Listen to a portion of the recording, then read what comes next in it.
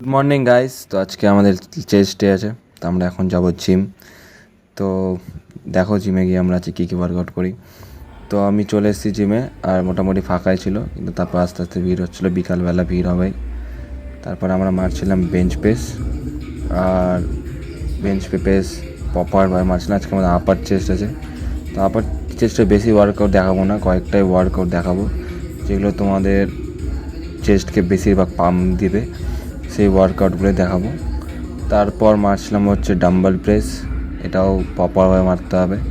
আর আপার চেস্টের এগুলো ব্যায়াম খুবই ইম্পর্টেন্ট, আর আমি চেস্ট ভাগ করে নিয়েছি আপার লোয়ার মিডল হিসাবে। তারপর একটু বসছিলাম, খুব গরম ছিল আজকে, মোটামুটি অ্যাভারেজ ভিড় ছিল, তারপর আস্তে আস্তে ভিড় হচ্ছিল।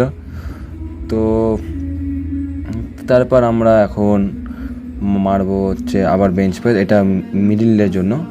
যখন তোমরা আপার চেস্ট মারবা, তো মিডিল চেস্টও একটা সেট মেরে নেওয়া উচিত, যাতে পাম্প বেশি হয়। একটা সেট না, মানে বেঞ্চ প্রেস অন্তত মারা উচিত 3টা সেট। তো আমি বেশি ওয়েট দিয়ে আজকে মারছিলাম, তো এটাতে পাম্প ভালো হয়। তারপর কেবিল ফ্লাই মারছিলাম। তোমরা সবাই জানো কেবিল ফ্লাই কতটা সুবিধাকর আর কতটা পাম্প দেয় বডি। যারা চেস্টে ওয়ার্কআউট করে তারা হয়তো 90% জন্যই কেবিল ফ্লাই করবেই। তো তারপর বসছিলাম, দেখতে পাচ্ছ জিমে কত ভিড় হয়ে গেছে আজকে। তো আস্তে আস্তে ভিড় হচ্ছিলো, সামনে পূজা আছে তাই জন্য আরও। তো তারপর আমরা চলে গেছিলাম জয়ন্তদার দোকান, আজকে বাড়িতে মা ছিল না, তাই জন্য জয়ন্তদার দোকানে গেছিলাম। আর আমরা খাচ্ছি স্টু, চিকেন আর পাউরুটি। তো বাড়ি আসার সময় একটু কিছু খেতে ইচ্ছা করে, তো আমি চাউমিন নিচে চলে এসেছিলাম। এভাবেই আমার ব্লগ কমপ্লিট। তো তোমরা দেখতে থেকো।